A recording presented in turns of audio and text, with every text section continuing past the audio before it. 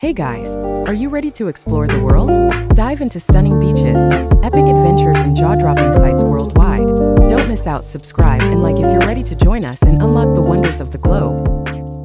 Now we're headed to the Indian Ocean. Right in the middle is the small island nation of the Maldives, which consists of over 1,000 coral islands and 26 atolls. The capital is Mali, which is considered one of the most densely populated capitals on Earth. While here you'll experience stunning beaches and crystal clear waters full of marine life.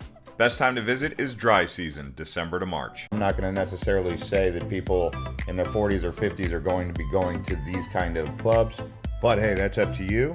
The big thing is get ready to have a lot of fun listening to loud music, taking in lots of sun, so keep that in mind. You're going to want some sun protection. The sun in Bali is very bright.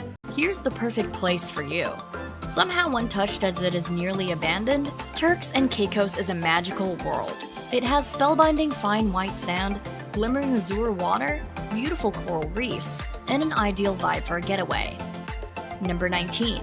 St. Vincent and the Grenadines.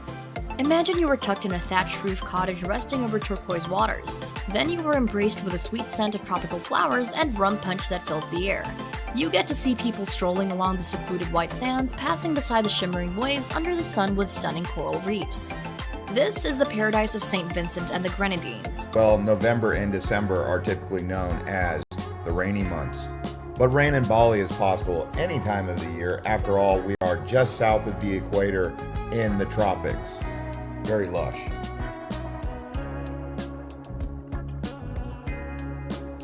Number 16. Montserrat. In 1995, the eruption of the mighty Dome of Soufriere Hills mountain produced plumes of magma and ash covering the entire English capital of Plymouth with dramatic flows of volcanic rock and stone. Still, this does not hinder Montserrat from being an ideal adventure hub for travelers. It may have been devastated years ago, but it contains remote and secluded wonders like Rendezvous Bay and stunning trails. You can easily flag down a motorbike like this right there on the beach, or you can contact Grab or Gojek. All right, so we've made it to Atlas Beach Club here in Canggu. We're going to check this place out and maybe even go over to Finn's Beach Club next door.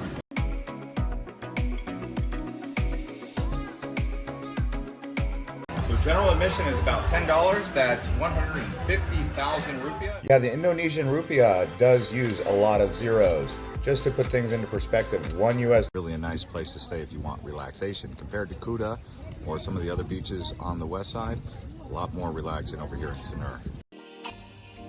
The crowd over here is going to be a bit older and also more family oriented just because it's more relaxing. They do have some bars, but they're more of that kind of hotel bar with the tikis and all that, kind of relaxing. Very chilled out over here. What we're doing here is a ritual of purification, and you go around to each one of the baths and let the holy water from the spring cleanse you. You also do a prayer outside and then you go in.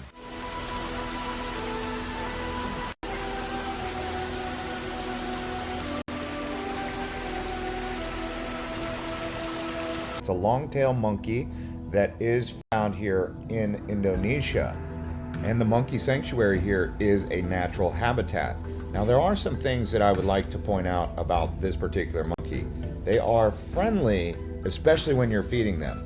But do not taunt the monkey. Don't pretend like you're going to feed them or give them something or look them straight in the eye, because if you do... All right guys, here we are at Ulan Danyu. This is actually a freshwater lake with a temple. Let's go check it out.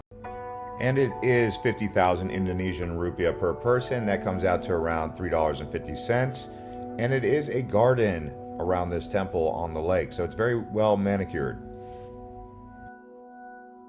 I mean, let's be real. It's pretty cool to walk away from Bali with an authentic Balinese shirt that comes straight from the island. You're supporting locals and you're also getting Balinese clothing.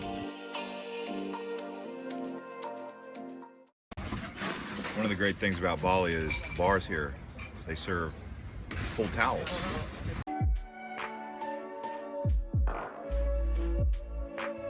Since we're over here in Uluwatu, which is close to Jimbaran Bay, what we're going to do now is actually head down to Jimbaran, where they have many seafood restaurants and we're gonna do a seafood feast right here at sunset. As you will see, the seafood feast comes with prawns, lobster, white snapper, calamari, and some other additional Indonesian seafood classics.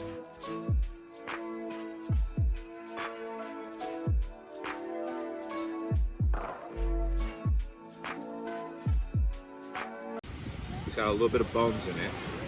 The lobster is tasty, especially with this chili sauce, or this chili salsa, whatever it is. It's some Indonesian salsa. Calamari is great.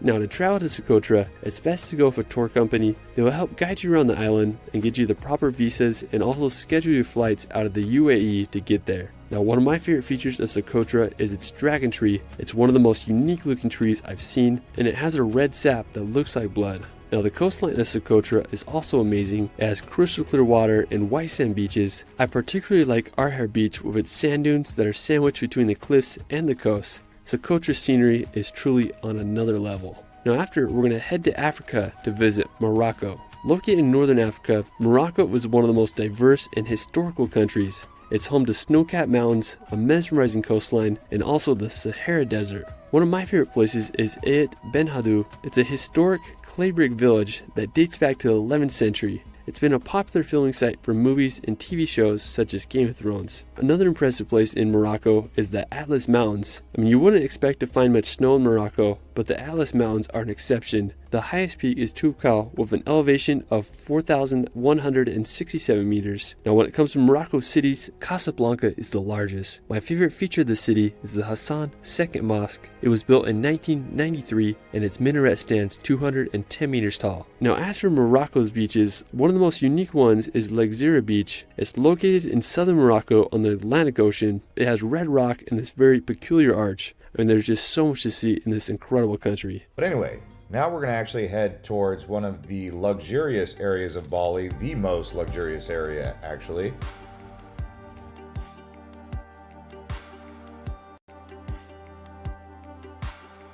So as we're going around Nusa Dua here, I notice it's a lot more well manicured, less congestion, less craziness, definitely more relaxing out here.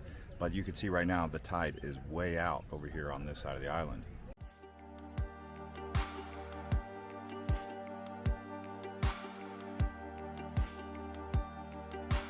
One of the most amazing volcanic archipelagos on planet Earth.